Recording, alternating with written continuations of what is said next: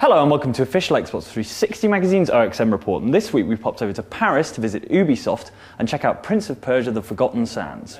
I'm here with Jan Erik, who is the animation director on Prince of Persia: Forgoten Sands. So you guys are going back to the kind of style established in Prince of Persia: Sands of Time. Tell me about how that sort of aesthetic works. We wanted to bring back the series to where it was before, so re-exploring the trilogy, and so there's between Sands of Time and Warrior Within there's a 7-year gap, and we thought fits right in, and so we can tell the story what the prince did within those 7 years a little more and explore that storyline, that prince a little more than before. So obviously in Sands of Time there was the magical twist of the rewind feature. That's back again, but also the prince has got these elemental powers now. How can he use the 4 elements to help him in combat and acrobatics? The 4 elements are used to you can gain powers based on the 4 elements. For example, the ones that we introduced so far are water. So you can solidify water and therefore use it for your wall runs to reach new areas within the level. You have aerial powers, the dash. You can jump and then use the dash to get to another enemy that's further away, so therefore to elongate your jump.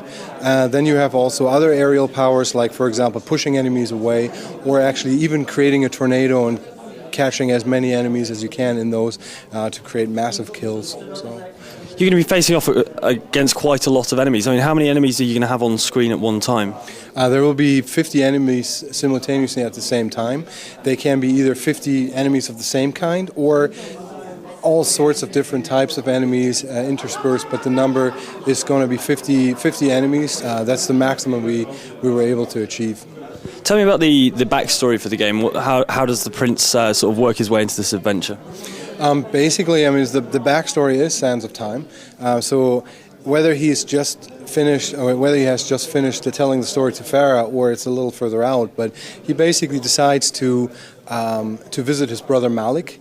And while he's making his way to his brother's kingdom, he sees that his brother's palace is under siege. So he comes to his aid, and that basically makes everything unfold. So he meets up with his brother.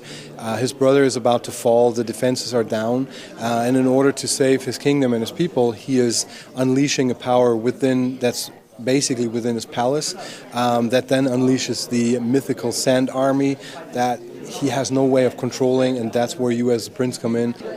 Obviously there's a Prince of Persia film coming out soon, and people are going to be wondering what the relationship is between this game and the film. Could you explain that to us? This film, this game is basically the sequel to our game, Sands of Time. The film is basically based on the original game, Sands of Time. And we have nothing to do. This is not the film to the game. But the connecting glue between the two is, of course, Jordan Mechner, the creator of the franchise, who was a writer and designer on the original game, but he's also the writer for the film. But that's the only connection that is between the two. Obviously, the Prince of Persia that came out in 2008 was a sort of radical departure from the previous games, and now you're going back to the original design. Is that because you considered Prince of Persia a failure at all? No, I worked on POP 2008, and Ubisoft is fully committed to the original game. But this is only like we're trying to just explore within the universe of Prince of Persia new ways of doing things. So POP 2008 was one of those explorations. It's basically like 2001 Arabian Nights. You have different tales within the same universe. And the original plan was always to re-explore for the next generation consoles to the old trilogy, and that's what we're doing right now. So. Excellent. Well, Jan Erik, thank you very much for talking to us. Thank you very much.